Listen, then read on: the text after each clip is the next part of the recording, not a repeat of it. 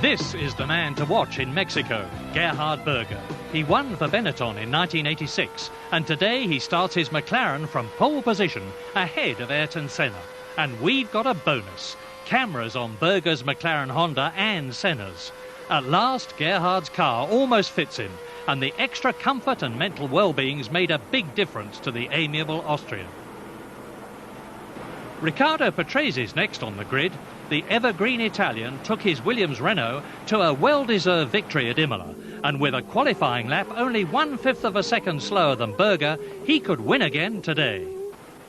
After 4 successive pole positions, Mexico qualifying's been disheartening for World Championship leader Ayrton Senna. He's only 3rd on the grid. But Senna won here last year, and this is his 100th Grand Prix, so he'll be even more determined to get win number 24. But here's another Mexico winner, Nigel Mansell, first in 1987. And Nigel's got it all together in his Ferrari, because he's alongside Senna on the grid and virtually matching his time. But Mansell's teammate, Alain Prost, is in deep trouble, 13th on the grid. After only 5 races, Senna leads the championship by 12 points, carrying the emotive number 27. For the first time, the number 27 can have the award title. It's a long way to go, it's going to be tough, but the possibility is there, and we have to work hard and concentrate and try it. Such is his lead that even if Senna failed to finish today, he'd still head the championship. But then it's close, with only 7 points separating Berger in 2nd place and Piquet 5th. There's a lot of problems for cars and drivers in Mexico. The 2.7-mile circuit is bumpy and very high. Jonathan Palmer. Being 7,000 feet above sea level makes the Mexico circuit quite different from the rest of the Grand Prix calendar with regard to the way the cars perform. The fundamental difference, of course, is that the air is around 25% thinner, which affects the engines, the aerodynamics, and even the drivers. It may seem odd to talk of a Formula One car feeling gutless and slow, but that's just what they feel like to the drivers in Mexico. The power an engine develops is proportional to the amount of oxygen it can burn. So with 25% less oxygen, the Formula One engines produce 25% less power. Despite this power reduction, the top speed at Mexico is as high as anywhere. Although power is down, so is aerodynamic drag, and the cars can carve through the thinner air with less wind resistance. If the speeds are up on the straights, they certainly aren't on the corners. Now the thinner air is a disadvantage, for the downforce the front and rear wings can produce is reduced, as there is less mass of air pressing on them. Just to compound the grip problem, the unstable ground of Mexico City causes the track surface to be bumpier than any. Spare a thought for the drivers too. Like any athlete competing at high altitudes, he'll be breathing hard in response to the lack of oxygen for his lungs, and without the opportunity to acclimatise for a few weeks beforehand, he'll certainly appreciate the rest as he flies down the main straight at 195 miles per hour. 69 giri della sesta prova del Mondiale Gran Premio del Messico, 14ª edizione, 4.421 metri il circuito. All right, well, before we go to the race, let's recap the starting grid.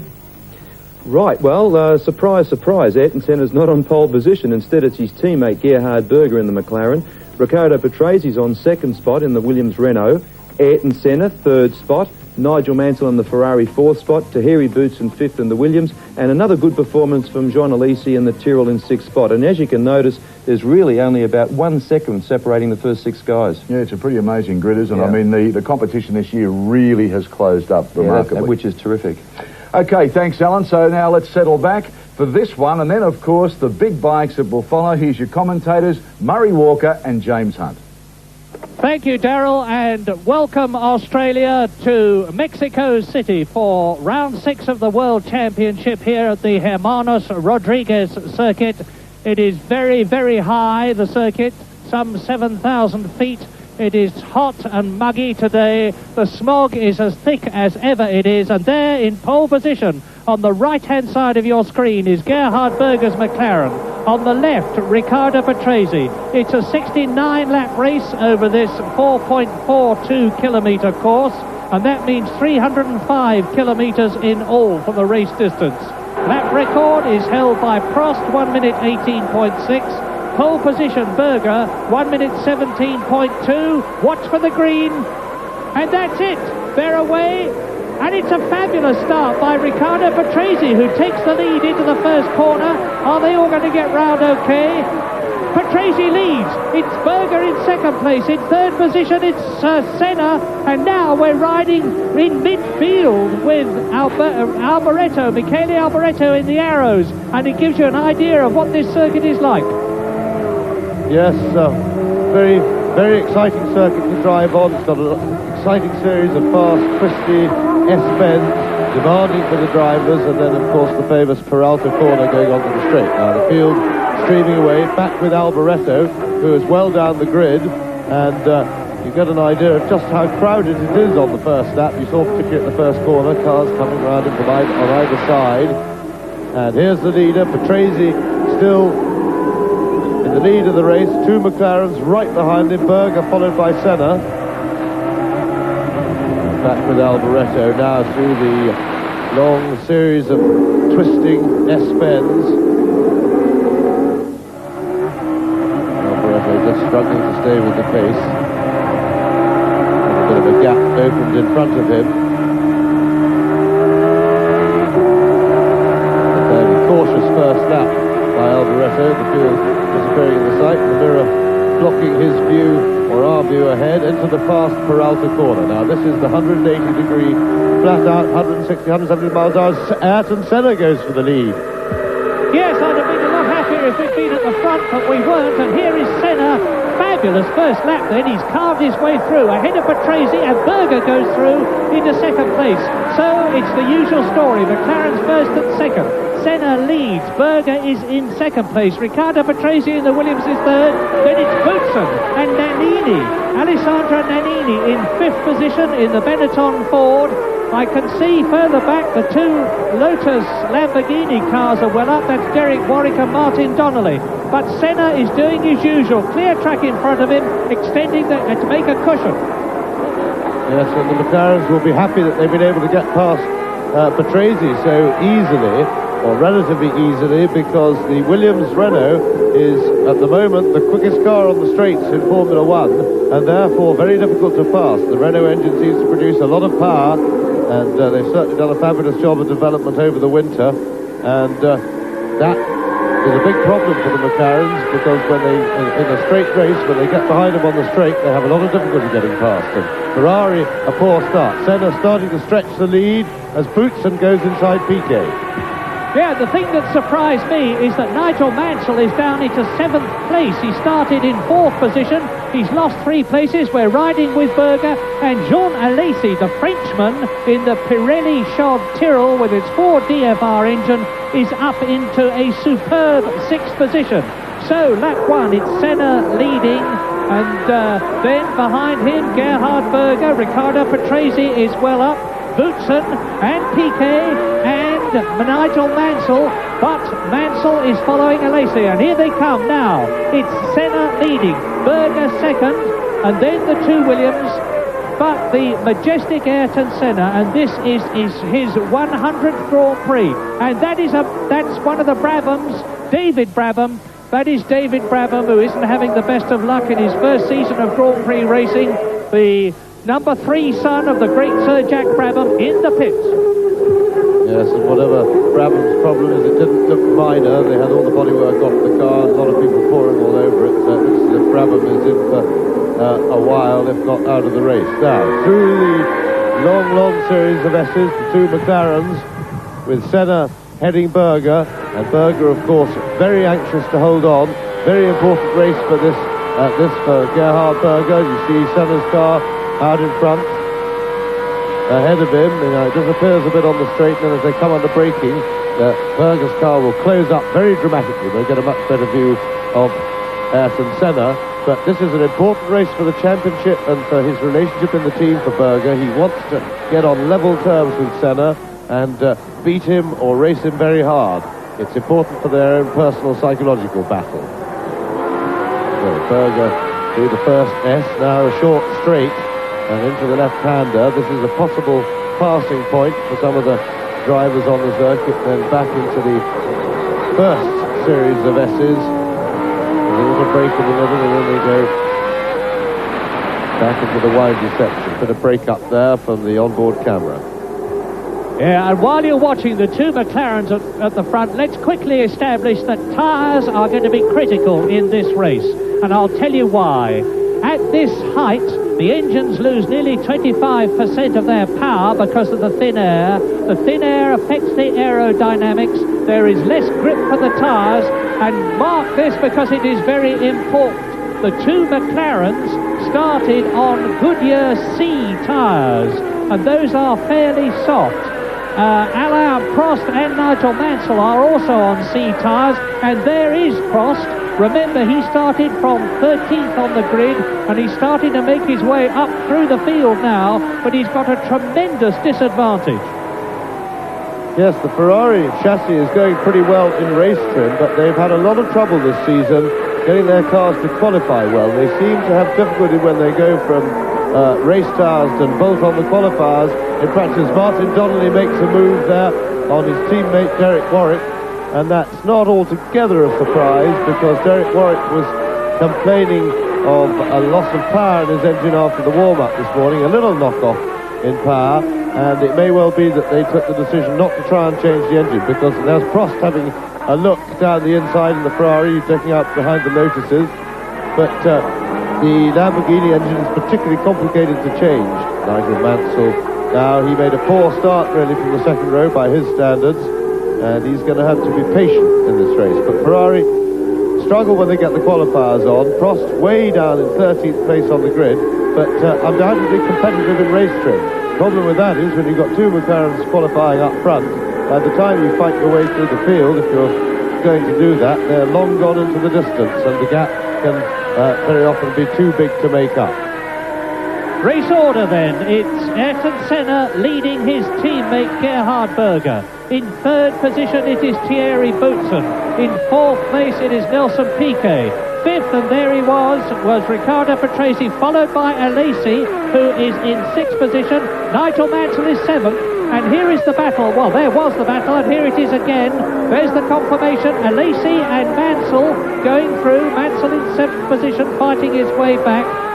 And race order then: Senna, Berger, Piquet, Boutsen, Patrese and Alesi. And that is after 5 laps. It's a 69-lap race. Nigel Mansell's got it all to do. Alesi is using Pirelli tyres. Mansell is using Goodyear.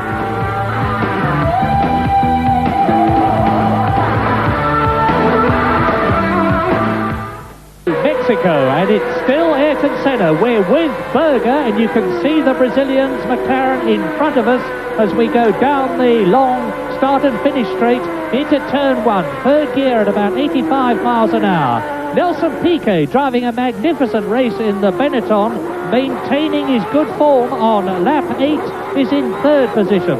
In fourth position it's Thierry Boutsen in the Williams. There is Senna leading. Behind Boutsen in fifth place it's Riccardo Patrese. Sixth is Alesi, seventh is Mansell. No, and it's getting very close between Mansell and Alesi as you watch Ayrton Senna. There is the gap. So McLaren leads McLaren. There's nothing novel about that. And it looks as though the McLarens once again are going to be invincible. They've got 2 of the best 4 drivers. They've got one of the 2 best engines in the Honda. The McLaren chassis is absolutely magnificent, and the organisation is superlatively good. So I hate to say it, but it looks as though Mexico is going to be yet another McLaren demonstration, because look, there is nobody even in sight behind Senna and Berger, first and second, and in the championship it's the same situation. Senna leading Berger by 12 points, and they go into a new lap. Yes, and this is the critical stage of the race of the personal battle for the 2 McLaren drivers, because Senna is just, as it were, trying to break the toe.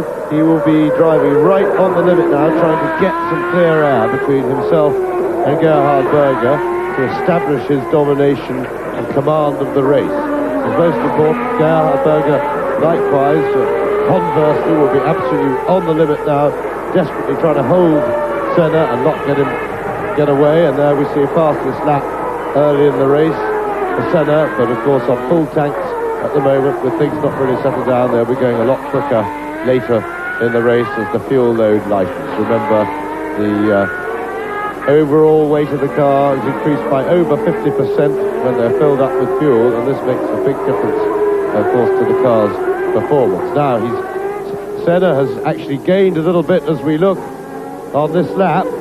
Gap now over 3 seconds. Yes, and our Mexican producer is concentrating on the people in front, which at the moment is a pity because you haven't seen it, we have. Nigel Mansell has moved ahead of Alesi and is starting a charge. Mansell, who started 4th on the grid and slipped down to 7th, is now up to 6th position as again Senna and Berger go through into a new lap. Now look back and you'll see there is Nelson Piquet in 3rd position. Behind him, Thierry Boutsen. Behind Boutsen is in 5th position is Patrese. We're on lap 10 now. Then it's Nigel Mansell. Now here they come towards us. There is Boutsen. There was Patrese. And here is Senna, fastest man on the course, but still not a lap record. It's early days yet. Yes, but he is starting to edge away from Senna. Now, the interesting thing will be to see what Mansell can do. He's got a little bit of clear air ahead of him before he comes up behind the Williamses. Patrese being the first one who will come under attack from Mansell if he can close down that gap. So this will give us a pointer to just how well the Ferraris are going with their race setup. Yeah, the Williams are going well, of course, but I think not well enough, because when Nigel, I won't say gets the red mist, because that implies that he's losing control, and he certainly isn't doing that. But when Nigel Mansell is in a charging mood, as he obviously is now, he takes a lot of catching, and he's doing the catching at the moment. He's easing up on Riccardo Patrese. There is the gap between Mansell and Patrese, 2.7 seconds. And hopefully Ferrari have overcome the reliability problem that's dogged them through a lot of 1989 and the opening stages of 1990. They've been working very hard on that automatic gearbox, and it is still Senna who's now 8 seconds ahead of Berger. Now, there is Patrese, and he is in 5th position. You should see the scarlet flash of the Ferrari behind him. There's Mansell in the background, 7th place. And coming up fast now, too, behind Nigel Mansell, is Alain Prost. He doesn't show on the caption, but Prost, there he is in the background. You can see Prost. He started 13th, and he is now up to 7th place. Mansell is flying, but Prost is flying even faster. And that's Thierry Boutsen in 4th place. Well, this is great stuff here in Mexico. They're into the series of 10 bends, and that is Pirro. Emanuele Pirro, the Roman, is out of the Mexican Grand Prix. Yes, that looks indeed terminal for Pirro. And the two Williamses really going very well indeed on the circuit, battling Ayrton Senna, who's now really stretching his lead over Gerhard Berger. Yellow flag there, that's probably for Pirro's parked car while the marshals deal with it. Senna now looking fairly smooth. Lap 12. Early days in this long race. Very hot. Berger now dropping back quite noticeably from Ayrton Senna. Almost because he was holding him so well at the beginning of the lap, almost as if he maybe has a problem. So we'll watch Berger to see if he's got a problem with his car. Well, at the moment, the man who hasn't got a problem with his car is Alain Prost, because again, you haven't seen it, but Prost, like Mansell, has passed Alesi. And the world champion Frenchman, as you watch the world champion of 1988, Ayrton Senna, Prost is up to 7th position in the Ferrari, really going for it. Fastest lap so far is Ayrton Senna, 1 minute 20.2, and that is quite a lot slower than the lap record of 1:18.6, but they've still got a comparatively heavy fuel load, completing the lap. And we're watching, James and I, and you are watching very carefully the tyres. Don't forget, tyres are a problem because of the thinness of the air. You just saw Piquet coming round, still holding a good 3rd position. Yes, and catching Senna. Now we have an incident here. That's Nakajima's Tyrrell, and one of the Lolas and that's Suzuki. So the two Japanese drivers have obviously argued over the same little bit of track by the look of it. Well, yes, out goes Nakajima. It looks as though Suzuki's... Well, he can't go on, because if you're pushed at all these days, there is an instant penalty. So both the Japanese drivers are out to join Pirro. We're riding again with Michele Alboreto, who I fear is at the end of his racing career. He's with the Arrows this year.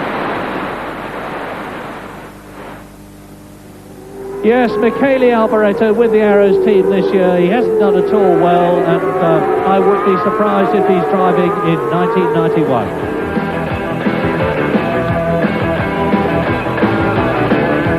There is sensational news. You look at the leader, Ayrton Senna, but now in second place is Nelson Piquet. There's Pirro walking in, because Berger has gone into the pits, and now in third position it is Boutsen.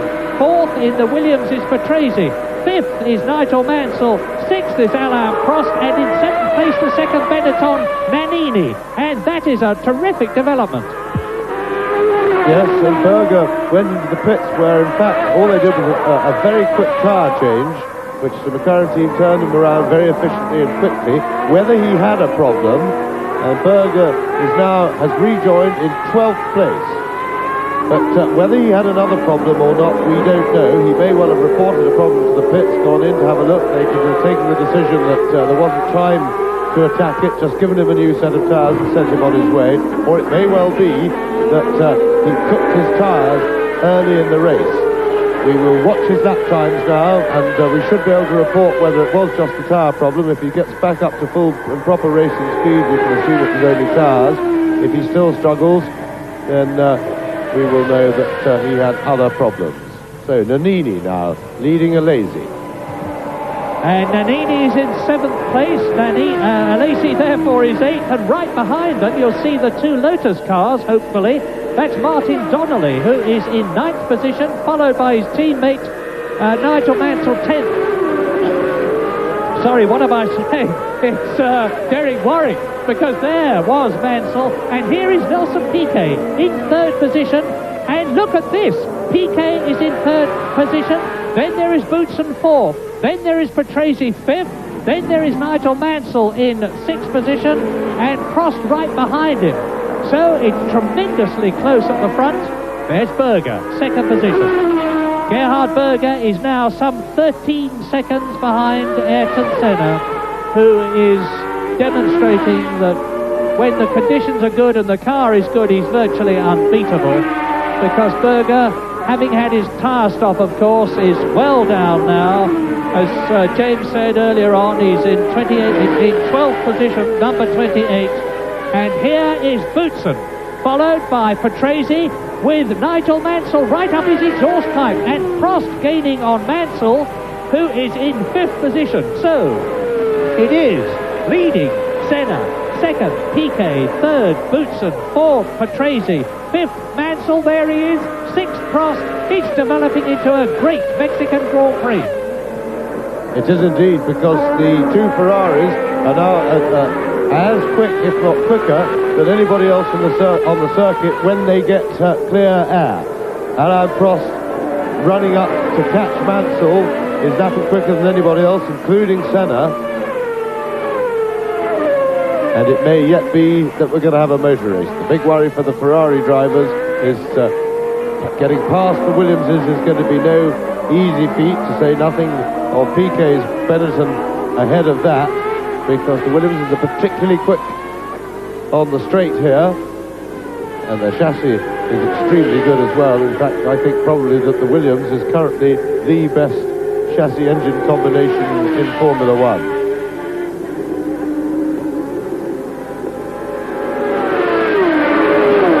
So Senna, and now we shoot to Gerhard Berger, who is fighting his way back, and it does look now that Berger's done a couple of laps. He looks to be going at a full racing speed, looking from his cockpit now, and it would appear that he maybe just cooked his tyres with a heavy fuel load trying to chase Senna, because he did drop off quite suddenly. And I would guess, but we'll be sure of that in a couple more laps, I would guess that Berger's only problem was that he took his tires. He should be all right now. As we look at Mansell, harrying the two Williams Renaults, and Prost right behind Mansell. Yes, great stuff, and we're on quarter distance now, and it looks as though it's getting better all the time. And my goodness, hats off to Alain Prost, up from 13th to his position now, which is 6th. He's on the leaderboard, he's in the points. Piquet's driving a terrific race, but as James has said, even if the Ferraris can get on the tail of Riccardo Patrese's Williams Renault, that Renault V10 engine has got real power this year. It looks as though it's got as much power as the V12 Ferrari, and I've noticed that while Mansell closes up, or tends to, on this twisty section, as soon as they get into the straight, Riccardo Patrese doesn't exactly stride away, but he eases away. Race order then, Senna leading Piquet by 13 seconds. Then the two Williams of Boutsen and Patrese. Then the two Ferraris, 5th and 6th, and you look at Patrese being caught by the two Ferraris now. Yes, and even with the benefit of the toe, the hole in the air made by the Williams Renault, Mansell can't pull him in at all on the straight, and that doesn't mean that they got as much power as the Ferrari. That means they've got considerably more, noticeably more power.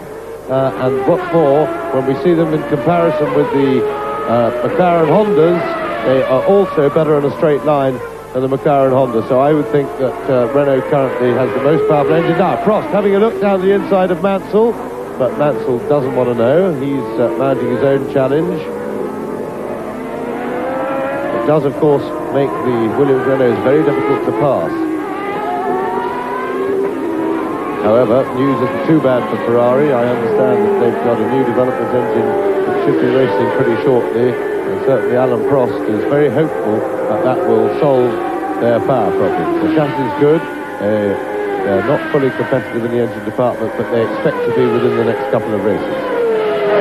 But the news isn't very good for the Ferrari designer, Monsieur Enrico Scalabroni, who is rumoured to be on his way out in order to make way for Steve Nichols, who joined Ferrari from McLaren this year to produce an even better Ferrari. I don't suppose Mansell's too worried about the one he's got. Look at the way he's harrying Riccardo Patrese, the most experienced Grand Prix driver of all, Patrese, because he is on, I think, his 197th Grand Prix. And now it is still Senna. Don't forget, he's out front by 13 seconds. Piquet is still in second position. Then still the two Williams of Boutsen and Patrese that you're just looking at.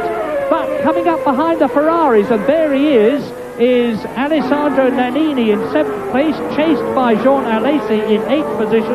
And it is still very close indeed. Senna is not showing signs of getting near these people to lap them. Senna, Berger, Piquet, Boutsen, Patrese, Mansell e Prost, quarteto muito próximo. E depois, a alguns metros, Nannini e Alesi.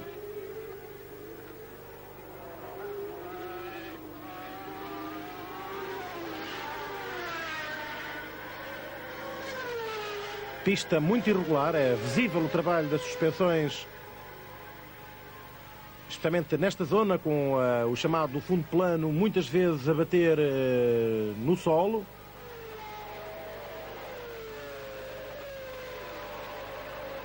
E mais uma hipótese para Nigel Mansell se aproximar de Patrese e tentar a ultrapassagem. Patrese já a defender, sair pelo meio da pista, agora a vir buscar a trajetória do lado esquerdo. Ele faz um zigue-zague à frente de Mansell, zigue-zagueia, e já não deu. A direita ao fundo da reta da meta, que é feita em sexta, e depois uma redução para segunda, para aquela direita. Senna, Piquet, Boutsen, Patrese, Mansell e Prost. Falta Berger na classificação. Que não vimos, de facto.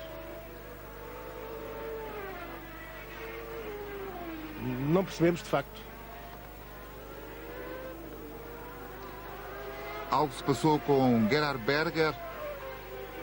Algo se passou com Gerhard Berger durante aquela interrupção de imagem que a televisão mexicana foi forçada a fazer para cumprir as normas internacionais em vigor e mandar para o satélite do Atlântico. And while you're watching and enjoying this struggle for the first 6 places, I remind you that Alessandro Nannini is not so far behind in 7th place. Alesi is 8th. Donnelly is 9th. Warwick is in 10th position. In 11th position is Stefano Modena. And in 12th position is Gerhard Berger. But he's closing. And Mansell is closing all the time on Patrese in 4th place. Mansell looking for a place to get through. But Riccardo Patrese, a very hard man to pass, and Mansell's going up alongside him now as Boutsen passes the Ligier to lap him, and that's Nicola Larini. Was Mansell through there? It looked to me as though he got ahead of Patrese. Yes, he did. Yes, we got a glimpse of his nose in front, and there it is. Now Prost presented with the problem. Prost having a look down the inside of Patrese, trying to jump him there, and he, I think, went discretion being the better part of valour route. Patrese is a hard man in a situation like that and not one to mess with. Prost, of course, certainly knows that. He's been racing Patrese well throughout his own Grand Prix career, because Patrese was already established then. I mean, goodness me, so far back Patrese has been driving for so long that he was even driving when I was. And that seems a very long time ago. So now Mansell, you see, starting to really open a gap, but he won't be able to open a very big one before he hits the next problem. Now Nannini closing up on this group, courtesy of the Williams, is basically slowing the Ferraris down.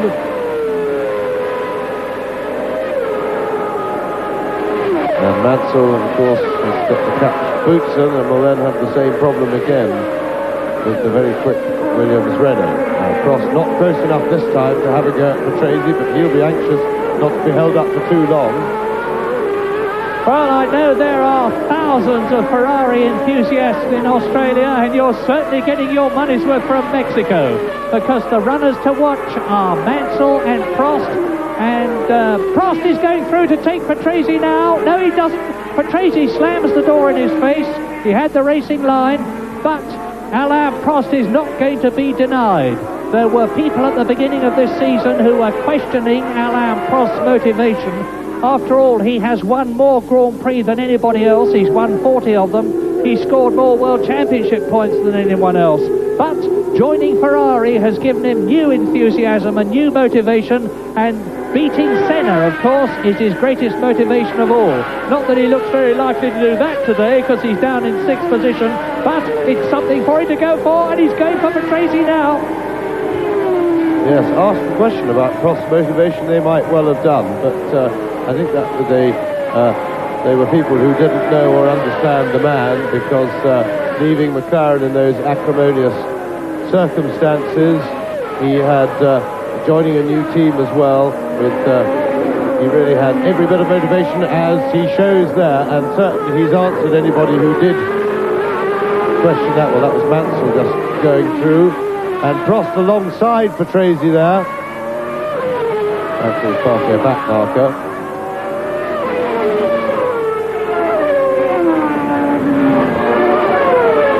Mansell chasing down Boutsen, and if anything, Boutsen's getting away from Patrese a bit, so, and I think Patrese is slowing down. He may be in a bit of tyre problem or something like that, but certainly Prost is having to watch that gap open up ahead of him as Patrese holds him up. And let us not forget Nelson Piquet, who is still there in 2nd place, some 17 seconds behind race leader Ayrton Senna on lap 25, with in 3rd position. There is the battle. Nigel Mansell coming up with a wet sail, but it's still Boutsen there in 3rd position. Mansell is 4th. Patrese that you're looking at is 5th. Prost right behind him in 6th position. Then Nannini and Alesi, followed in 9th and 10th places by Warwick, Donnelly and Warwick. And up into 11th place now, starting to make his way through the field, is Berger, and that's Boutsen being passed by Mansell. Nigel Mansell, fantastic. Nigel Mansell goes up on lap 25 into 3rd position. So now he's just got Piquet and Senna. Can he do it?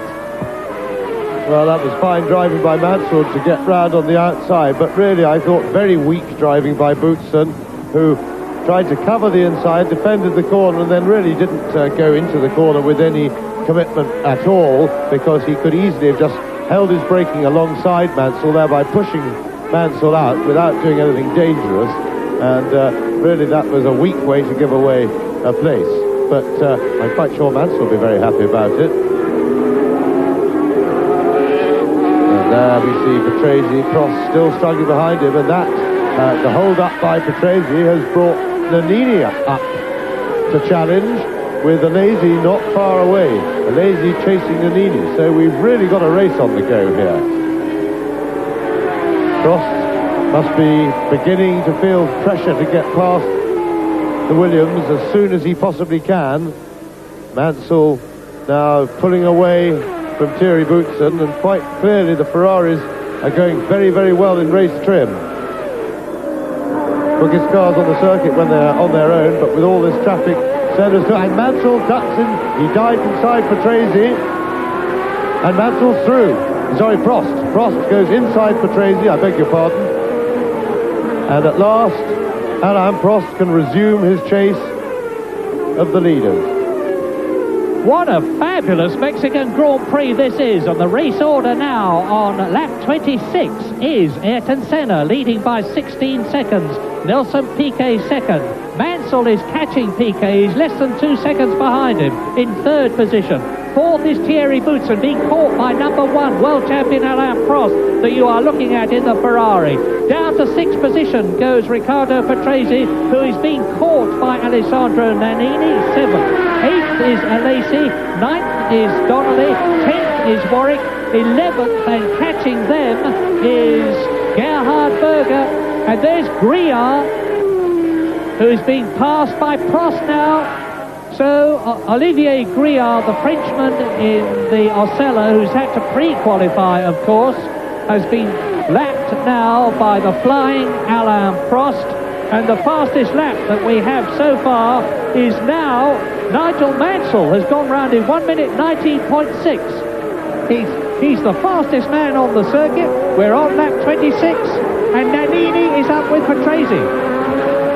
Yes, and there's lots of trading of fastest laps at the moment as the fuel load comes down.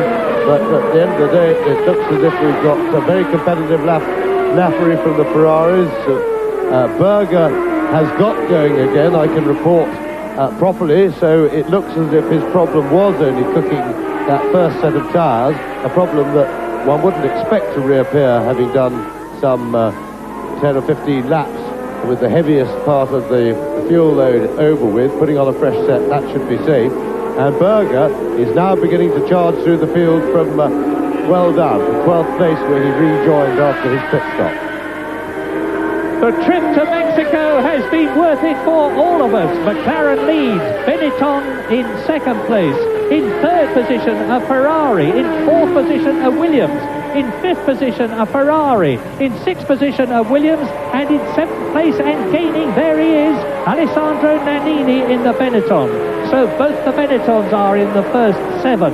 Both the Williams are in the first 7. Only one of the McLarens is in the first 7. And look at this, that is Boutsen and behind him is Mansell. So there is Riccardo Patrese. We're on lap 27 now. And there's Riccardo Patrese, 6th position. Yes, Sandro Nannini was attacking the Williams heavily from behind. Patrese gets a little bit of a breather. And one of the Ligiers to defend his rear. And Nannini's through, though. Didn't get much of a breather. Nannini will be getting back on his tail. I get the impression that Patrese may just have a minor tyre problem, maybe struggling for grip a bit, because whereas he was running happily with Thierry Boutsen in the early part of the race, having out-qualified him, he's now losing ground to his teammate, and it may just be that we know the tyres were marginal. Again, some teams have picked different compounds. The Williams running a slightly harder setup than the Ferraris and McLarens, but that is normal. The Williams tends to be harder on tyres, and we saw Prost just disappearing out of shot. Ahead now, we join Gerhard Berger, who is in 10th place now and fighting his way back through the field. And the long straight, Berger getting a tow. And he's chasing a Lazy. Will he get up behind Lazy? No, sorry, it was one of the Lotuses.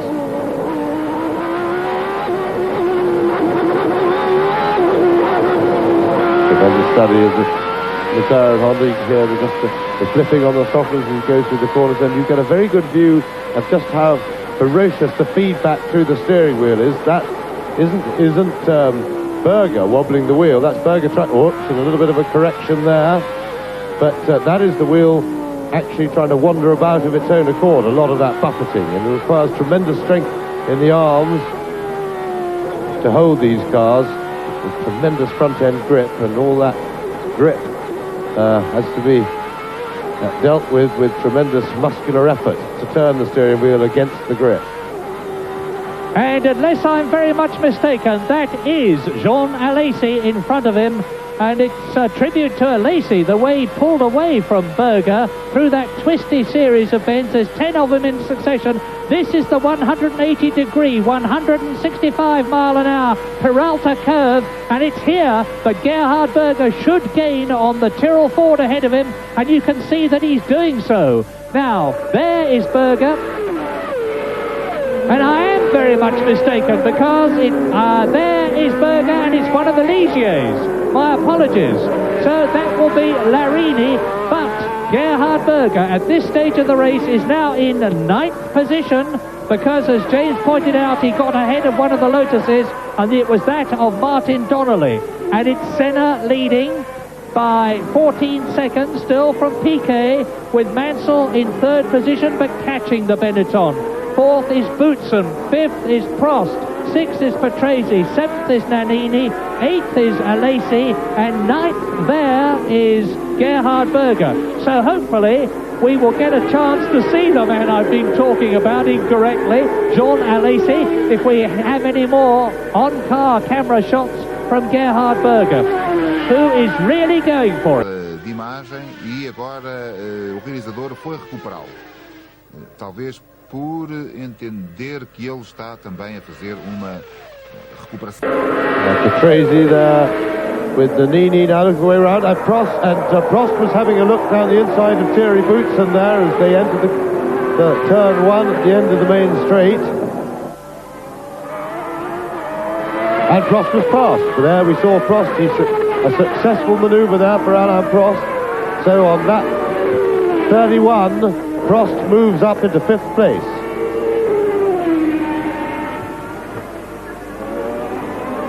That's Patrese, still struggling to hold on to his position, with Nannini starting to hound him. So Alesi in the background there, and Berger is chasing Alesi.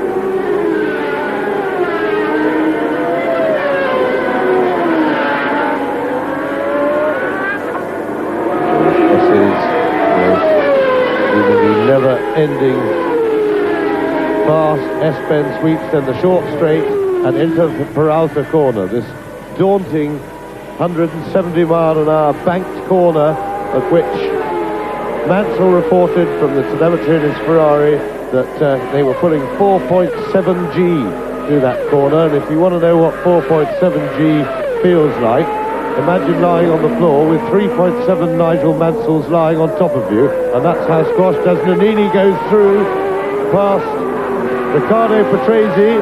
Nannini at last got the jump, got the toe on the straight, braked him into turn 1, and I think Patrese is struggling, and there we see Alesi in the background just coming into shot. So Alesi will be attacking Patrese next. Alain Prost.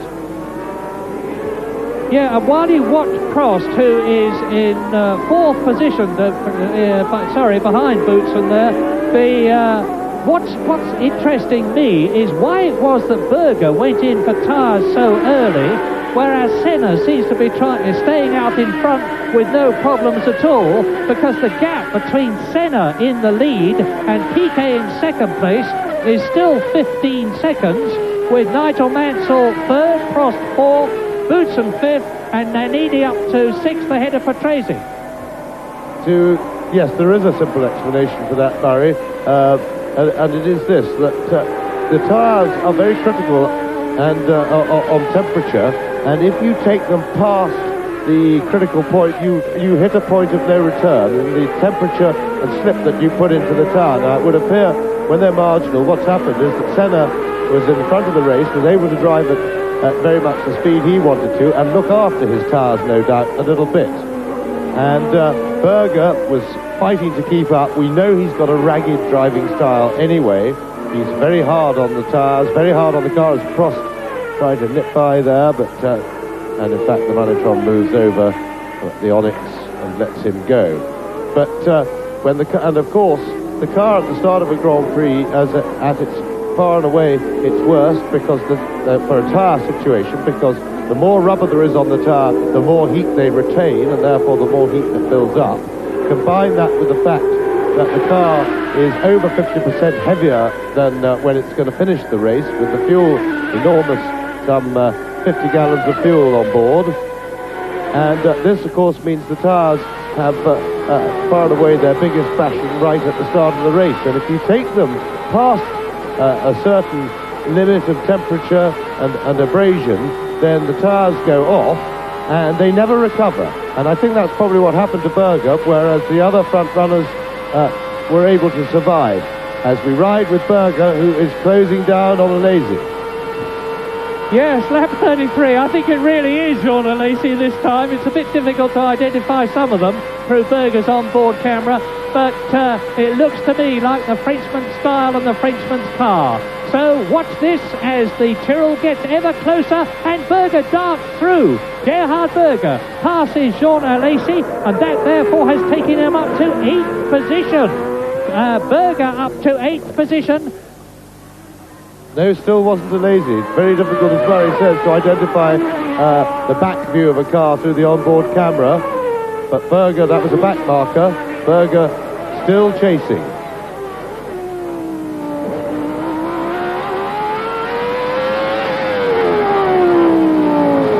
And we'll try and get a gap to a lazy in just a moment. But Berger seems to be going perfectly well now. He's lapping as quickly as the front runners now, so we have to assume that all he did was cook his tyres, and the fresh set has done the trick, because he now seems to be running perfectly well. Aren't these on-board cameras marvellous for giving you an impression, a very real impression of how a racing driver operates? Now, this is the Peralta, 180 degrees, it's slightly banked. You can go around absolutely flat out in 5th or 6th gear.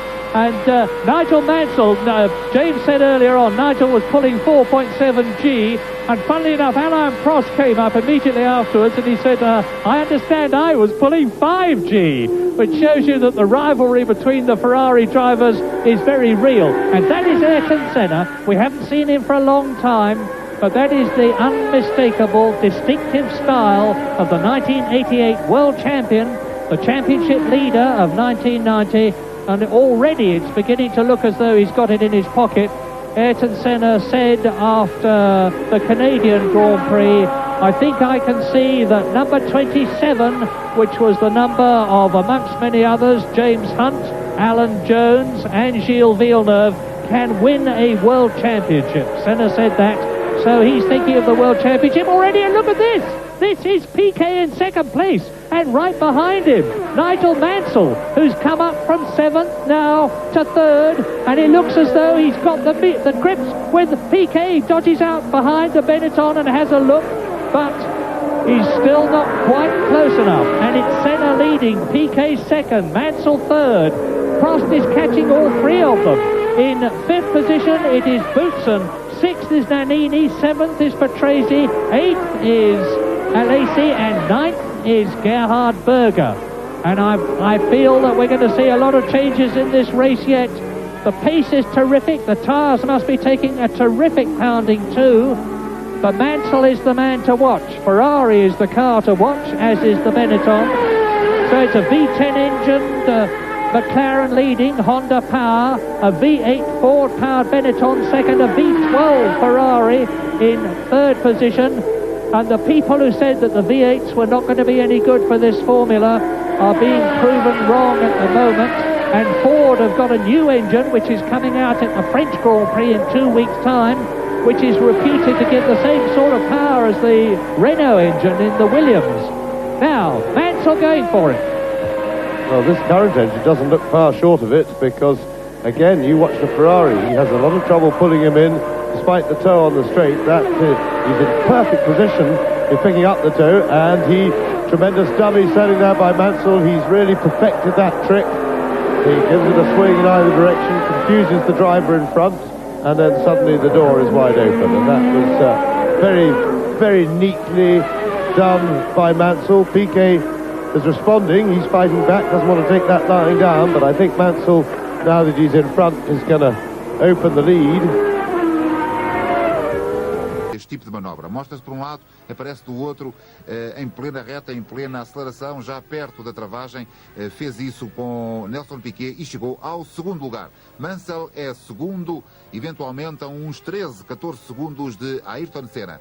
Ayrton Senna, que continua lá na frente, mas agora tem Mansell atrás de si, é razão de sobra para tomar um pouco mais de atenção, se por acaso já estava na fase de correr, controlando o seu andamento. Mansell é piloto para ir gradualmente baixando a diferença que o separa de Ayrton Senna. Ayrton Senna irá naturalmente ser avisado desta mudança de posição e dosear o seu andamento em conformidade. Quem perdeu o contacto com estes homens, pelo menos através das imagens, contacto próximo, claro, foi o atual quarto classificado, o Alain Prost. Look at this, there's battles all down the field because you're looking at Boutsen in 5th position, who's got Nannini right behind him in 6th place. Race order on lap 38, over half distance, and Nannini passes the tail ender. Right up tight behind Boutsen, it's Senna leading by 18 seconds. Nigel Mansell now in 2nd position. Piquet down to 3rd, being caught by Prost in 4th position. This is the battle for 5th between Boutsen and Nannini, with behind Nannini, Alesi still in 7th position.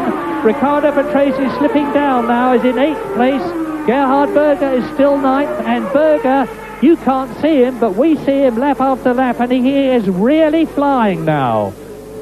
But Thierry Boutsen, I wonder if the decision of Williams to go for the slightly harder compound was the wrong one. I'm just trying to remember what the compound that Nannini and well, they've got C's. Nannini and Piquet have both got Goodyear C compound tyres, which are softer and therefore provide a better grip than the B compound that Boutsen and Patrese have got. Well, it's another indication of how technical Formula One is. Yes, indeed, because, of course, if the softer compound, which by nature takes more heat and is softer and therefore attracts more heat, overheats, then of course it becomes useless. And if we cast our minds back to the San Marino Grand Prix earlier this year at Imola, the Williams team again went the conservative, harder compound route, and that got them the result in the race, and that would seem to be the way to go on that day. And because if the softer compound starts to give trouble, the more durable, harder tyre goes. But there also, it's not just technical, because there's a lot of guesswork, feel and or gut feel that goes into your tyre choice. With track conditions that change all the time and change in a way as to affect tyres in relatively unpredictable things, it's more of an art than a science, choosing the different compounds at one's disposal for a race. And one can guess right, one can guess wrong. And the fastest man on the circuit now is Alain Prost, who has just gone round in 1 minute 18.8. That is the first lap under 1 minute 19. There is the Frenchman. He is catching Nelson Piquet in front of him, who is in third position. We have the prospect of Ferraris being second and third before very much longer. There's the confirmation. 125.3 miles an hour. Alain Prost is on his way. Yes, and Prost really has been the quickest man on the circuit when he's had a clear run and not been racing somebody and held up since about lap 20. But of course, coming from 13th on the grid, it gives the others such a huge start as you have to fight your way through traffic, and Prost, we know, likes to pick people off at a reasonably conservative rate. He likes to size his opponents up, pick them off one by one, rather than charge hell for leather in the early part of a race, and this only compounds the problem of letting the others get away, because they have a massive task now to catch Ayrton Senna. I get the feeling that Senna is not nursing a lead by any manner of means. He's working very hard to maintain that lead, but at the moment he's holding it well, and that is Gerhard Berger passing Patrese. That shows you how quickly Berger's going. He's up into 8th position now. We're on lap 40, and Gerhard Berger with those new tyres and therefore less wear, and this is getting on towards 2/3 distance. That's lap 46 is 2/3 distance, but there is Berger with Patrese behind him now. Senna on lap 40 out of 69 is still leading with a comfortable cushion of 17 seconds. There's the confirmation. But look how close it is between Piquet and Prost now, with Nannini and Boutsen 5th and 6th. yes, and for Berger to have passed Patrese into the Peralta like that, I've got the feeling that Patrese is a bit short of grip in order to go in that slowly, because it's not really a passing point. There's not, and it means that Patrese must have had to do a real lift off the power as he went into that corner in order to control his car, which would have given Berger the chance to get under him, because in the normal way it's very nearly flat, just the tiniest hint of a lift going in, and of course that means that you can't overtake in that situation. So, back on board with Gerhard Berger again. Yes, it's difficult to know who to watch. There's so much of interest in this race. Frankly, the man we're not watching all that much, except to check him through, is Senna, who's got such a commanding lead. But Mansell up into 2nd place. Piquet is being caught by Prost, and that is something to watch.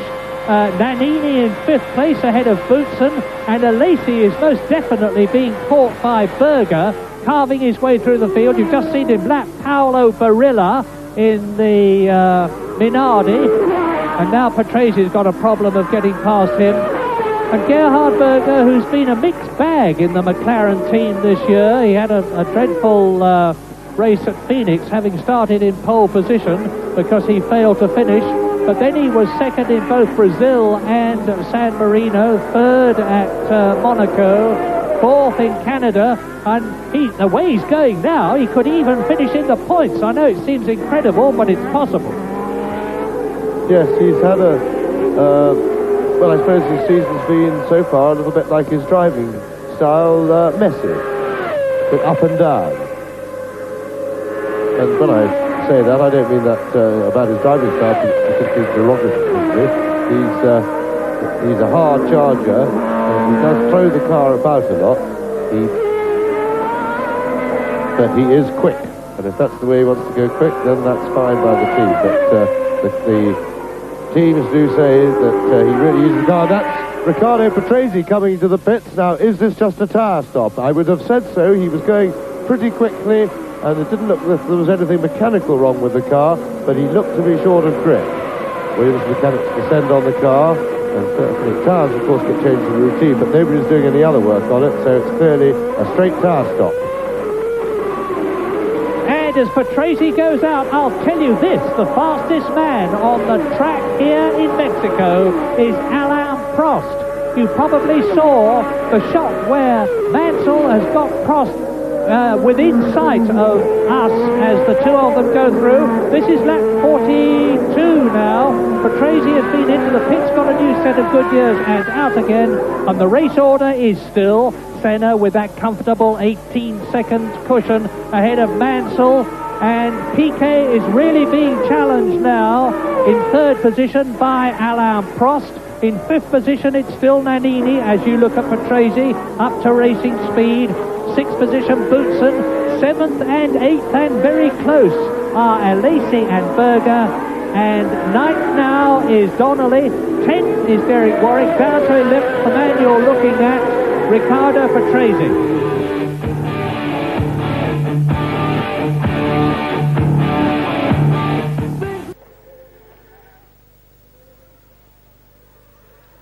De novo com Gerhard Berger.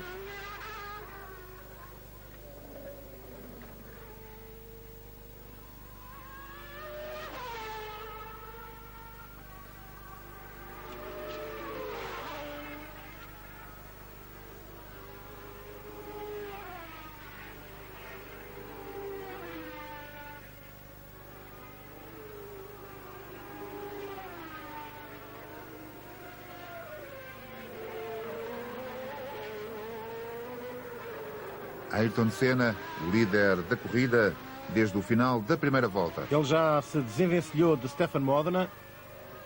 Já está atrás de Patrese. Se ultrapassar Patrese ficará com menos uma volta.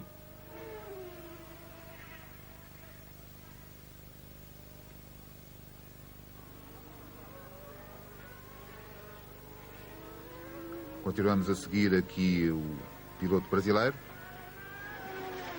Vamos ver se a imagem se mantém até à previsível ultrapassagem. E aqui a paragem de Piquet.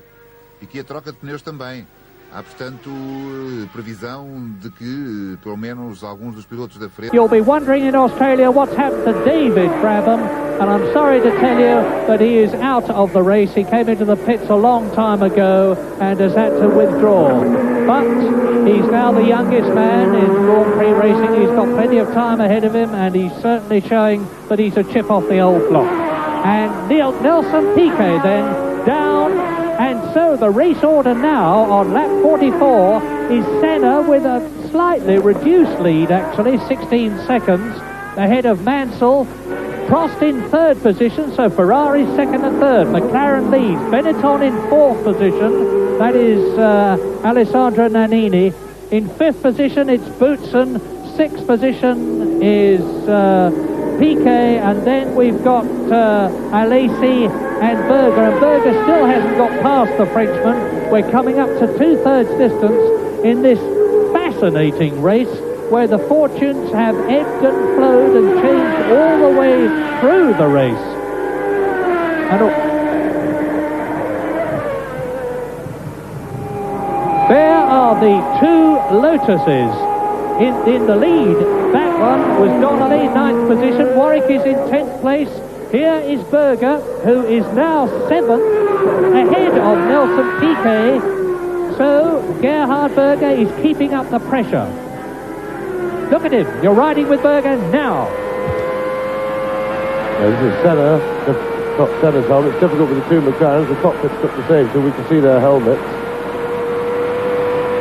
And Senna lost a little bit of his lead to Mansell, and that was probably traffic. Of course, the gaps jump up and down a bit, but Prost in third place is now charging hard, trying to close down Mansell's lead on him, and Senna diving inside the back marker, who gave him the space.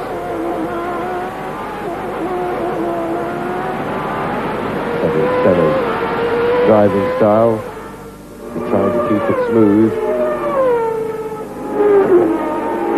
We've had one or two pit corners with tyres. The teams, in general, the plan for everybody was to try and go the distance on the one set of tyres where was not thought to be a potential problem for the tyres. Heat was the main worry, which doesn't, of course, necessarily wear them out any quicker. It just makes them lose grip.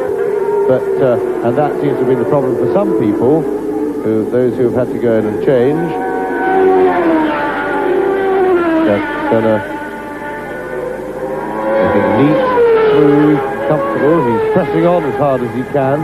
He's keeping smooth. Still, as we thought, not able to pass the fresh-tired Williams of Riccardo Patrese, to pass him to lap him, but that won't worry Senna at all. In fact, it'll give him something nice to follow, to aim at when you're tired. It sometimes helps to have somebody to chase. As we watch from Senna's cockpit, we'll see him close up on Patrese under braking. Now, I do not want to appear to be alarmist, and I've said this sort of thing before and been proved to be wrong, but Senna is either, as he has before, driving a very, very canny race and not going any faster than he has to, or something might be amiss, because I have noticed that Senna's lead has come down by 7 seconds. Not immediately, but slowly. He led at one point by 20 seconds. We're 2/3 into the race now, and his lead is down to just a whisker over 13 seconds. And Nigel Mansell and Prost are certainly gaining on the McLaren. So Mansell second, Prost third, Nannini is fourth, Boutsen is in fifth position, Alesi is sixth, and Berger is seventh and gaining. Yes, I think most of that loss of the gap was to do with traffic. Remember, the man in the lead tends to alert the other people who don't necessarily see him coming as he comes up to lap them, but he alerts the people that they're now being lapped, and they tend to look out better for the people in second, third and fourth places coming up behind, because the back markers are then forewarned and forearmed.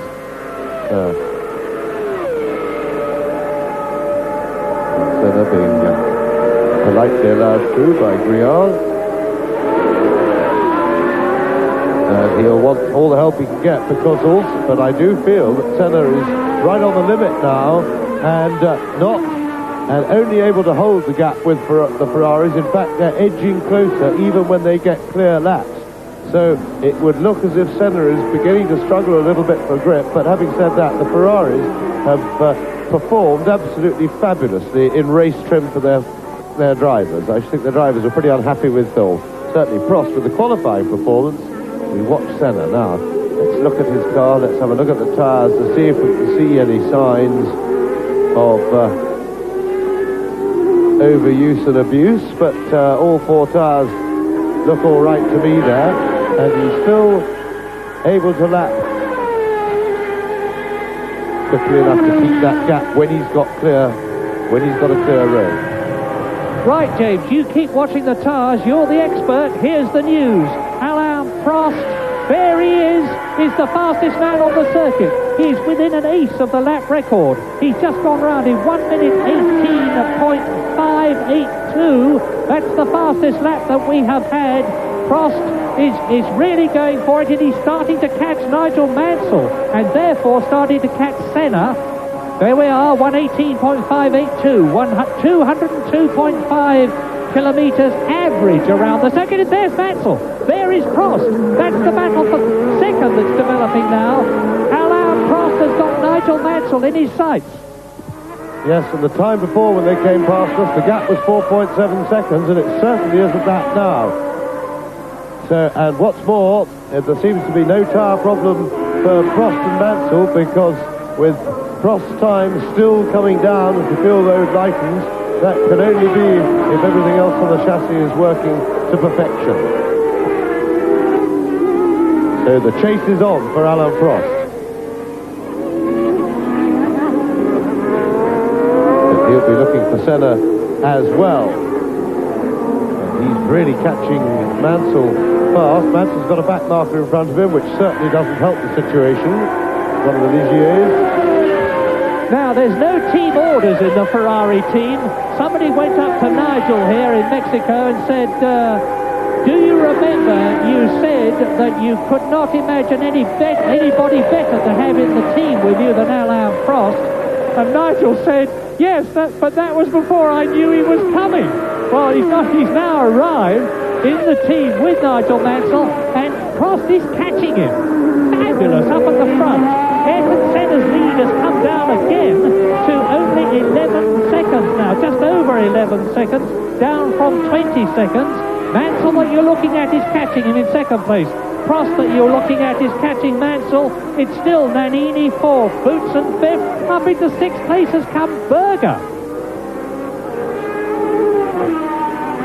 Yes, and it's now clear that Senna certainly can't do anything to pull away from the Ferraris, and it appears that they're catching him slowly when both have fair laps. So can Senna hold on? 11.5 seconds he's got over Mansell at the moment, with some 13 laps to go.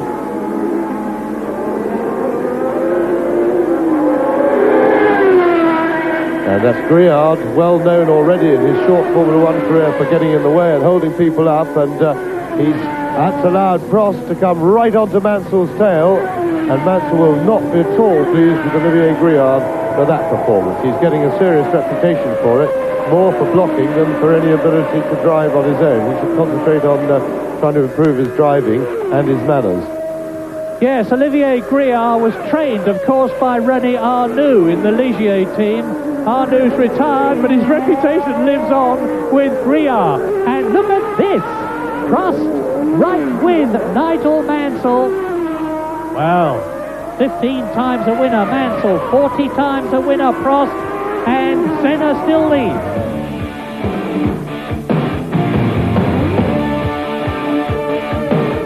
Campeão em exercício e, de qualquer modo, não só por isso, também porque Senna já lá vai na classificação do Mundial, o Prost precisa recuperar pontos. Embora o segundo lugar seja sempre o segundo lugar com o Senna a ganhar. Se o Senna ganhar são 9 pontos, o Prost ficará com 6. Mas, estando ele na segunda posição, se acontecer alguma coisa a Ayrton Senna, ele herda o primeiro lugar e, portanto, recebe 9 pontos de bandeja sem que o Ayrton Senna pontuasse. Veremos o que nos reserva este final de Grande Prémio do México, que tem sido uma prova bem curiosa desde o início. Sem dúvida. A diferença há instantes entre Senna e Mansell era, recordo-lhe, de 12,2 segundos. A diferença entre Mansell e Prost era de 2,8 segundos, já é menor. E agora é um pouco maior. É a luta entre o piloto voluntarioso, Nigel Mansell, e o piloto manhoso, Alain Prost. A luta entre Mansell e Prost. À frente dos dois pilotos da Ferrari está o Stefan Modena, no Brabham. Poderá atrasar um pouco o Mansell agora. Poderá atrasar um pouco. 10.6, diminui.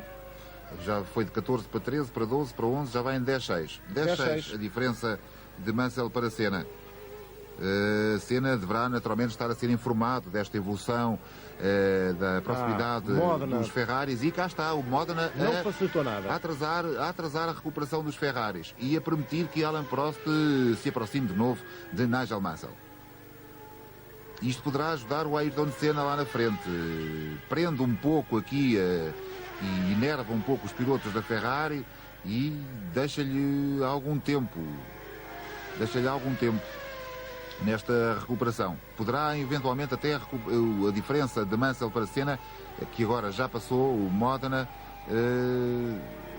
baixar um pouco, baixar no sentido de aumentar, claro.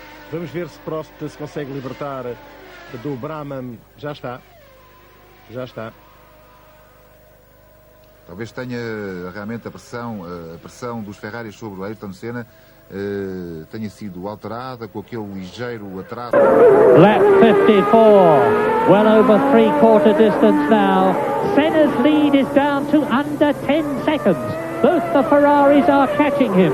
They are racing each other, and there is tremendous rivalry, keen rivalry and friendly rivalry, unlike last year between Senna and Prost, between Prost and Mansell in the Ferrari team. But both are equally anxious and determined to win. There's a couple of back markers that they're coming up to. That could delay either or both of them and therefore change the positions. So Senna on lap 54 leads by 9.5 seconds. This is the battle for second.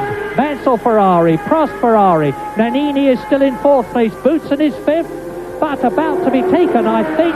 I'll let you know by Gerhard Berger, who's right with the Williams. And it's the Arrows that is being caught, and Gregor Wojtek. What was significant to me was that they actually pulled a second off Ayrton Senna on that lap when Mansell was being held up. Now, I would think that Senna was being held up as well, but if He had a 100% healthy car, and Prost is getting alongside. He's tucked in behind Mansell again, and Prost going for the inside. And Alain Prost takes his teammate. That was a bit hard on Mansell. He was a little bit tied in the traffic. So, swap places, the two Ferraris, very evenly matched, and still 9.5 seconds behind Ayrton Senna. Yes, actually, I just took a check there. It was down to under 9 seconds now, and you can see that Prost has got air, and plenty of it, between himself and Mansell. Race order on lap 55 in this 69-lap race, with Prost Ferrari and Mansell Ferrari catching Senna, and Berger is gaining on all of them. Berger is the fastest man on the course. He is in 5th position now, because it is Senna leading. Now under 9 seconds ahead of Prost in 2nd place. There he is, with the distinctive yellow flashes on the front and rear wings of his Ferrari. Mansell in 3rd position. Nannini in the Benetton is 4th. Boutsen is 5th, but I don't think he's going to be there very much longer, the way Gerhard Berger is going. Out of the Peralta, over the start and finish, over the grid and the start and finish line. Mansell, and down comes the gap again. 7 seconds. We are indeed, I think, going to be... I wonder if Senna has got a tyre problem, because we know Berger went in early, and Senna is still out there on his original tyres. Yes, I would think his tyres are now getting tired, excuse the pun, towards the end of the race. Because those first dozen or so laps extra that his tyres have done on the full fuel load. And this is Berger now slicing through the back markers, chasing. Berger, remember, in 5th place. Chasing Nannini. Now, here we see the two Ferraris. That's Mansell chasing Alain Prost. Alain Prost is just edged away a little bit from Mansell, and really that seems to be very much the small difference that exists between the two drivers, or has done throughout this race, that when they've both been on their own and clear, Prost has been able to lap just marginally faster than Mansell. And there is Senna, and now they have him in sight. So Prost has Ayrton Senna in sight, albeit only on the long straight for the moment, but catching him, catching. And the gap now only 5 seconds. Now let's just look at Senna and see if we can see. The tyres all look clean. There doesn't appear to be any graining on the tread, which you can see with the naked eye. But if they're very warm, he will be struggling for grip. Just looking, the tyres look okay to me at the moment. Lap record, new lap record. Alain Prost has gone round in 1 minute 17.9. That is 7/10 of a second faster than his own McLaren Turbo 1988 lap record, and he is fairly reeling in his rival, his real rival, Ayrton Senna, the man. There's no love lost between Prost and Senna after 1989 and the bitter feud that they had in the McLaren team. And Prost now knows that the only man ahead of him is Senna, and that he could win, because it's now down to under 4 seconds, well under 4 seconds, and Berger is flying through the field. Yes, you have to be careful, Prost, that his motivation doesn't fall over. The sight of that red rag to the Prost bull ahead of him will certainly get the motivation and the adrenaline up to maximum levels. So, Senna in the lead, coming down visually all the time. They can now see Senna around most of the circuit, except when he gets into the sweeps. Senna holding on. And this, if he is, as we think can only be the problem, the car looks a little bit wandery then, and if he is in tyre trouble, he has to strike a very difficult balance between going as quickly as he can to defend that lead whilst not sliding the car about too much and trying to nurse the tyres and not put... Oh yes, and there was a bit of a twitch there from Senna's car, and the Ferraris are closing in fast. Yes, a titanic scrap in the closing stages. Lap 59 in this 69-lap race. And Ayrton Senna looks to me as though he's going to lose the lead. The Ferraris of Prost and Mansell are visibly gaining on Senna now. If he's got a tyre problem...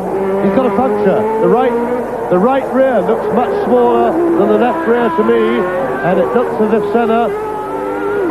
Now that looks as if it's gone down quite quickly. I was looking to see if he got a problem like that before, but I saw nothing, the tyres, but just then the right rear looked to be a bit soft and a bit low on profile. We'll see again if the car starts bottoming a lot, and that may have been consistent with those twitches we saw if he's had a slow puncture. Yeah, Senna looked slower. He seemed to give a sad shake of his head. It's probably the vibration of the car, but it certainly fitted the mood that he must be in, because he can see the Ferraris now in his mirrors, and there is Prost, there is Mansell. First, second, third, there's the confirmation. Prost now, new lap record, 1 minute 17.9, and it looks as though Prost is on his way to his 41st Grand Prix victory. He's up to Senna, he's through, Senna holds on. If that car's going down, then Senna is holding it in a masterful way. Piloto campeão do mundo da E Ferrari. o Prost estabelece o novo recorde aqui no circuito Hermanos Rodríguez. Com 17.9, ele tinha 18.6. And so now, coming towards the end of the race, you can see there is Ayrton Senna, and right behind him is Alain Prost. Jumping live to the race now, and Prost has caught Senna. He's been catching him steadily. Senna appears to be in some sort of tyre trouble and struggling a bit, but can Prost pass him? Just look at this. This is a 69-lap race. This is lap 60. Ayrton Senna leads. Right behind him is the reigning world champion, Alain Prost, who has already won for Ferrari. And Nigel Mansell is in third position. In fourth place, it is Nannini. Up to fifth has come Berger after a sterling drive. Sixth is Boutsen. Seventh is Alesi. And down to eighth position has gone Piquet. But what a fight for victory. Prost is really pushing Senna. Yes, it's been a fantastic day for Ferrari. They struggled in qualifying, particularly Prost. 13th on the grid he started. He was patient as usual. Prost now pressing, but he'll have to let Senna go through the quick one first. You can't pass into that. Now, let's have a look at the straight line speed of the Ferrari compared with the McLaren. Mansell right there now, because Senna is, if anything, holding Prost up. Prost had passed and pulled away a little bit from Mansell, and look at this. Now, Prost is going to be very keen. Prost diving inside. Senna, I'm sure, is in tyre trouble. And Alain Prost goes through on board with Ayrton Senna now. But Senna definitely struggling for grip. Prost will be happy to have him protecting Mansell, but he will want Mansell to pass for second place, because he'll want that the extra 2 points taken away from Senna.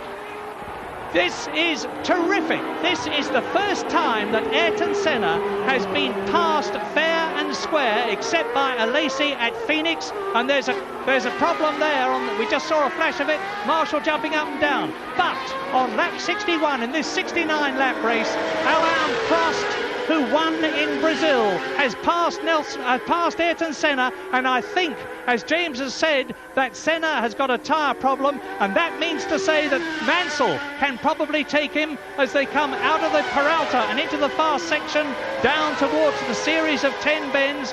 And if Ferrari finish first and second in this race, that is going to really give Grand Prix racing the fillip it needs. Yes, and I think the problem you saw on the infield there, Murray, was only a Ferrari fan. I think one of the marshals might have been a Ferrari fan, because that was just seeing Prost in the lead. Now, Mansell. He's in the tow. They seem quite evenly matched in the straight, but of course Mansell has the advantage of the hole in the air and ducking out, and for sure Senna really can't respond. He's quite clearly struggling for grip, and switching to the onboard camera in Senna's car, and just watch Mansell power away from him there. So, and that will make Alain Prost very happy indeed, because this is now a matter of points for the Drivers' World Championship, and if they finish as they are, Prost will pick up some 5 points on Ayrton Senna's lead in the championship, so long as Mansell provides the buffer between them. Well, this is certainly not Brazil's day. Out of the World Cup, and now Ayrton Senna down to third place, passed fairly, squarely, no argument, no contention. In fact, you probably saw Senna, who's dropping right back now, wave his hand to Nigel Mansell out of the right side of his cockpit to say, pass me on the right. He's given up. He's driving for a finish now, and the race order on lap 62 in this 69-lap race. Prost leads, Mansell second, Senna is in third place, Nannini is in fourth position, in fifth position it's Boutsen, in sixth place it is Alesi, and in seventh place it's Nelson Piquet. Yes, and one person who won't be content for second place is Nigel Mansell, of course, and I doubt very much whether the Ferraris have any orders, and I'm quite sure that he will be chasing Prost for all he's worth. But to be fair, Prost has caught and passed him as they were both racing hard on the road, and they were chasing Senna. And I think Prost has been consistently faster, although only marginally, than Mansell from behind when they were clear on traffic, and I think Prost seems to be just have that little edge. But believe me, Mansell will not have given up, because I'm quite sure he'd like 9 points just as much as Alan Prost would. Yes, this is very important for both of them, especially as arrangements for the 1991 season are now being made. But you're watching the quite incredible Alain Prost, 3 times a world champion. He has scored more world championship points in a season than anybody else. He scored more world championship points in total than anybody else. And he has already won 40 Grand Prix, and that is a record too. Well, we're seeing a change of scenery here in Mexico. Ferrari always said in the season that when they got to the faster circuits, and that means France coming up, and of course Silverstone, which is just 2 Grand Prix from now, that they would start to close the gap between themselves and McLaren. They are certainly proving that here, 7,000 feet up in Mexico, and who is that off? That's Nigel Mansell spun off. But he's certainly lost his second position to Ayrton Senna, but he regains the circuit. Fortunately, he hasn't touched the wall, but he'll be down to third position. Alain Prost leads, Senna in second place, Nigel Mansell in third position. Fourth now is Berger. In fifth position, it's Nannini. In sixth place, it is Boutsen, followed by seventh Alesi, and in eighth position, it's Nelson Piquet. And that's a McLaren with a tyre problem, and it's Senna. Senna is out of the Mexican Grand Prix, and this is lap 64. Yes, and I think the tyres are just starting to wear out, because when we saw Mansell pull away from that spin, I didn't like the look of Mansell's right rear tyre either, and it's the right rear that's got on Senna's car. I was just about to try and get the mic to say that that looked a bit blistered on Mansell's car. So it looks as if survival of the tyres just to do the distance looks very marginal to me. Well, in fact, it didn't make it in Senna's case, but that means that both Prost and Mansell are going to have to be careful. Now, there is Mansell, he's recovered from his spin, got going again, and that was Berger just coming into the picture behind him.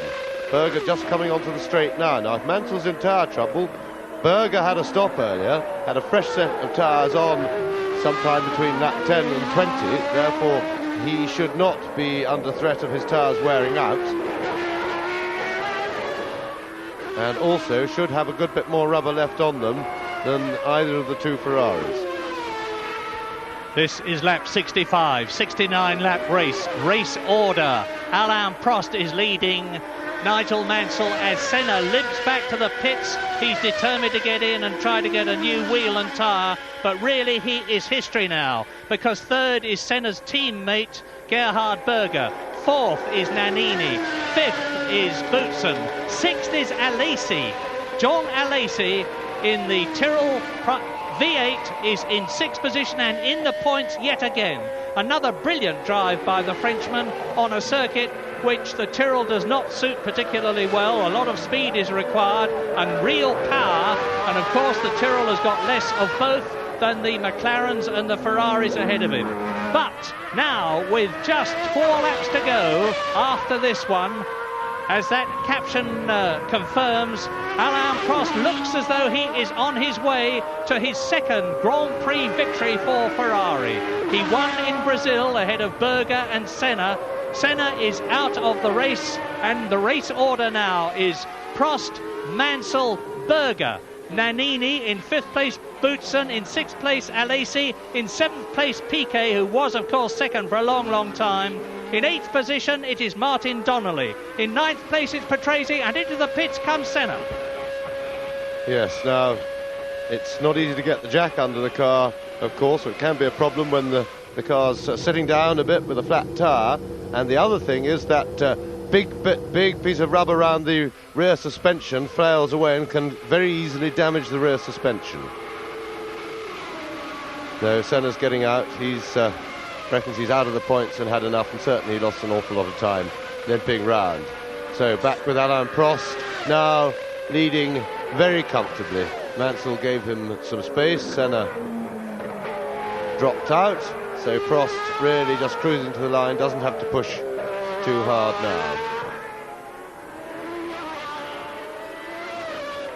And 3 laps to go. He will be fully aware of the situation. The Mansell dropping back, Senna out of the race where he would have seen Senna limping round. And of course, the pits can inform him on their radio. Now, Berger having a go at Mansell. Oi!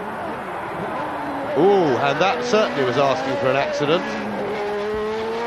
And that has taken Gerhard Berger up to 2nd place, and I bet there's going to be some discussion in the pit lane afterwards. Gerhard Berger rocket-dead up to Nigel Mansell with everything locked solid and literally pushed his way through into 2nd place. Prost leads on lap 67. They're coming up to the end of it now, just 2 laps to go at the end of this one. There's no way that I can see that Berger can catch Prost and do to him what he's just done to Mansell, but it looks as though Ferraris are going to be 1st and 3rd rather than 1st and 2nd, and I don't suppose they'll be too unhappy with that. Terrific achievement, but Gerhard Berger has come back after his pit stop from 11th place, and this certainly proves that the problems that Gerhard Berger had with fitting himself into the McLaren have been overcome, and it certainly indicates this picture that Nigel Mansell is not giving up. As usual, Nigel Mansell is fighting back.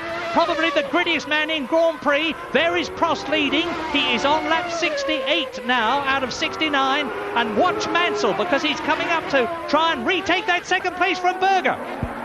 Tremendous fighting by Mansell. Berger's got the inside line. He's got the corner this time. And Berger arrived on the previous lap with everything locked up, but completely committed. Berger going a bit wide, and Mansell has pressured Berger into that mistake, but still Berger has the inside for the next corner. Mansell really climbing all over him.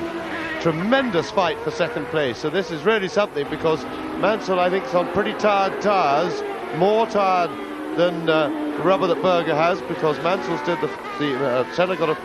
Berger got a fresh set after 10 or more laps, and of course that's a big advantage because the car's at its heaviest for those early laps. But Mansell still fighting on. And this is Berger. Are we going to suddenly see the Nigel Mansell Ferrari come alongside us as we ride with Gerhard Berger on the last lap of the Mexican Grand Prix, with Alain Prost seemingly going to win it, and Mansell going round the outside? Incredible! Up into 2nd place. He's regained that 2nd place, and now he's fairly rocketing away from Berger on the last lap in Mexico.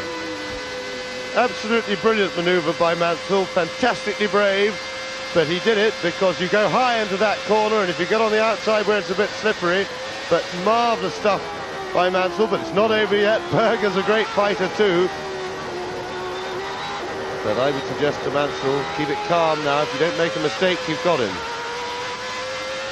And certainly Berger did not handle the pressure. Mansell gave him so much pressure at the start of that lap and harried him all the way round that basically I feel he panicked Berger into leaving room there.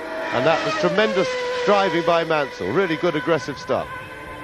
Yes, and remember Mansell and Berger at Imola. Mansell wasn't at all pleased with the Austrian there, when Berger made him spin. And here is Alain Prost, the world champion, winning in Mexico. Alain Prost wins for Ferrari, and it looks as though Mansell is going to be second. Yes, tremendous drive by Alain Prost, typical of the man, fighting all the way, and here we are, here's Berger chasing Mansell. Now, the view from Berger's cockpit, the very last lap, and Mansell's got a car in front, but he's led him through. Tremendous stuff, and Mansell holds on. The finish line is too soon, crosses the line. Great race by Prost, very typical, got his car set up right, drove very methodically through the field, and then fabulous stuff from Mansell and Berger just to liven us up over the last laps. Well, let's remember that Alain Prost started from 13th on the grid, and he's come from 13th to 1st in one of the most exciting and dramatic Grand Prix we've seen for a long time. It's really woken the Grand Prix scene up, so it's victory for Ferrari in the form of Alain Prost. And there is the 3 times world champion, who now, according to my rough mental arithmetic, moves up into second place in the World Championship. Then in second place it is Nigel Mansell. In third position, as you saw, almost second, Gerhard Berger. Alessandro Nannini gets points for Benetton, as does Nelson Piquet, because both the Benettons have finished in the top 6 places, sandwiching Thierry Boutsen in 5th place. So again, victory in Mexico to Alain Prost, Ferrari. Ferrari second, Nigel Mansell. McLaren third, Gerhard Berger. Benetton fourth, Alessandro Nannini. Williams Renault fifth, Thierry Boutsen. In 6th place, Nelson Piquet, completing the point scorers. In 7th place was Jean Alesi. In 8th position is Martin Donnelly, and that's an excellent finish for him. In 9th position, Riccardo Patrese, and in 10th place and lapped, Derek Warwick. So both the Lotuses have finished. But as I said earlier on, Mexico has been a turning point, I'm sure. There's Steve Nichols in the grey hair, and incidentally there are rumours here that Enrico Scalabroni, the Ferrari designer, is going to have to leave to make way for Steve Nichols to design the 1991 Ferrari. Anyway, wonderful race for Ferrari, first and second, and there is Alain Prost touring into the pits. Not a bad race for Williams, but not nearly good enough. Not nearly as good a race as McLaren would have liked. But Mexico has shown us that the McLarens can be beaten, that Senna can be beaten. And so now, with still a good number of Grand Prix left, we're not yet even up to the halfway point in the season. The next Grand Prix is at the Paul Ricard circuit in France, and of course Grand Prix is going to be there, and of course we trust that you are going to be there to watch the Grand Prix in France with us. Piloto ao tricampeão do mundo Alain Prost. Prost Mansell, repare-se diferença apenas 2 décimos de segundo entre Mansell e Gerhard Berger, o terceiro classificado. A 7ª Alesi, depois Donnelly, Patrese, Warwick, Modena e Martini.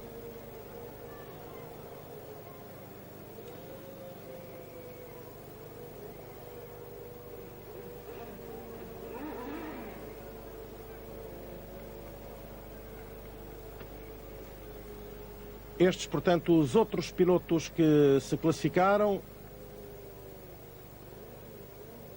A Senna ficou com a sua paragem 6 voltas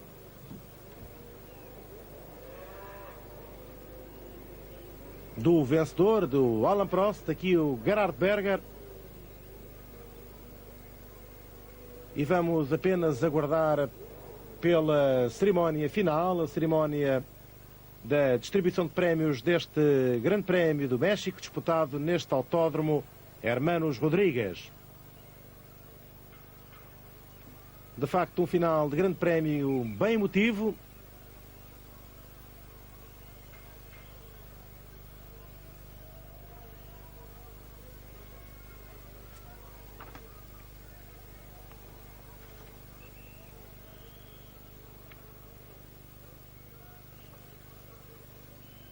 E apenas aguardamos que os pilotos cheguem ao pódio para nos despedirmos deste especial desporto totalmente dedicado ao Grande Prémio do México.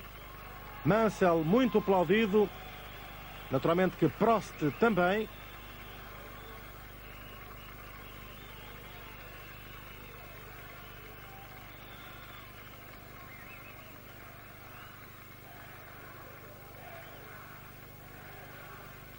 Prost no lugar mais alto do pódio. Do seu lado direito, o seu companheiro de equipa, Nigel Mansell.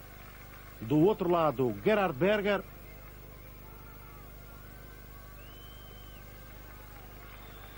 A satisfação para os dois pilotos da Ferrari e uma certa frustração para a equipa McLaren, que desta vez não conseguiu que Ayrton Senna alcançasse mais uma vitória que esteve ao seu alcance, dado que o piloto comandou durante 51 voltas, aliás 59 voltas, este Grande Prémio do México. Primeiro lugar que alcançou logo após a primeira volta e depois de um primeiro domínio de Patrese e de Berger. E pronto, chegamos ao final desta transmissão em diferido que efetuamos a partir dos estúdios em Lisboa da RTP. Especial Desporto chega assim ao fim. Amanhã voltaremos aqui no canal 2 da RTP com mais uma transmissão do Campeonato do Mundo de Futebol a partir de Itália. Para si, senhor espectador, em meu nome e do Pedro Mariano, agradeço a atenção que nos dispensou. Voltaremos numa prossima oportunidade. Muito boa noite.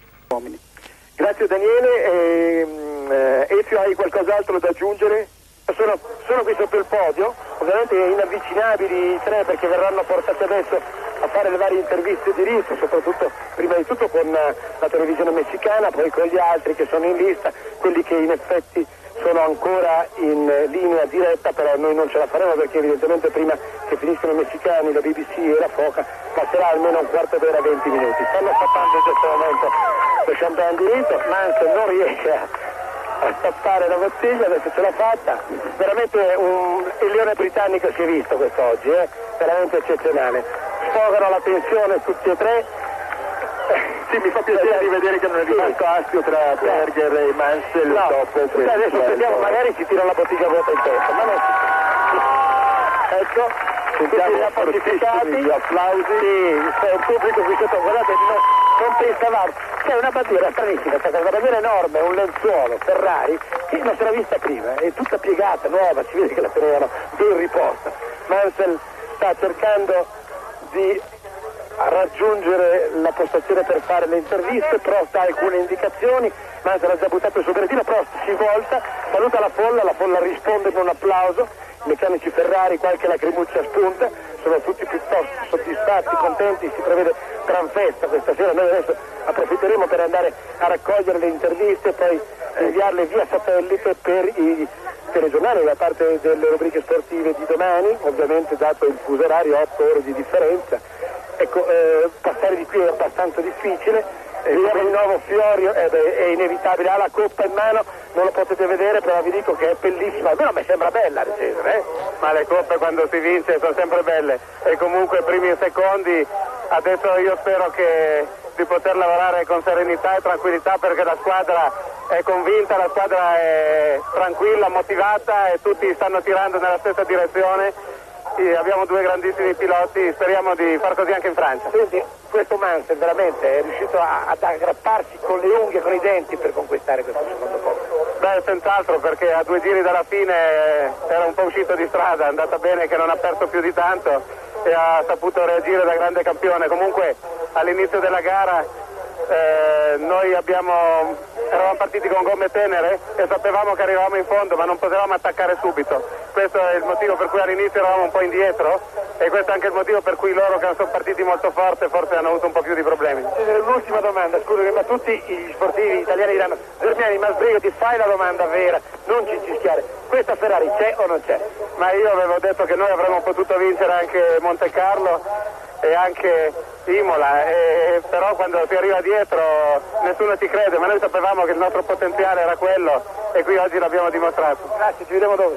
Grazie Ezio, grazie a Daniele Audetto, grazie ai telespettatori che ci hanno seguito fino adesso, e l'appuntamento con questa grande Ferrari è per l'8 luglio, Gran Premio di Francia, ricomincia il circuito europeo di questo avvincente campionato del mondo di Formula 1. Mario Poltronieri vi saluta e vi ringrazio per averci seguito. At the right time, just as the pundits were predicting another season of McLaren dominance. Second was Mansell, making it a Ferrari 1-2. Afterwards, Prost was tired but happy. After this morning warm-up, I expected to do a good race because I felt that the car was quite good, but I could not expect to win the race, and it was really fantastic for me. The podium celebrations were as vigorous as we've seen all year. For Berger and Mansell, a safer fight than we'd witnessed out on the track. Yeah, I mean, basically, I think we were side by side, and I'd made my mind up that I was just going to go in there flat, and that's exactly what I did, and fortunately Gerhard lifted. I had to lift off because it was too dangerous if we would go both flat out in the corner. And then was again close in the last lap because there was another car slow in front of Nigel. And I saw, okay, now I will try again. But the car moved a little bit inside, and I wasn't sure he saw me or not, so it was too dangerous to stay flat out. So I lifted a little bit too, and it was not enough.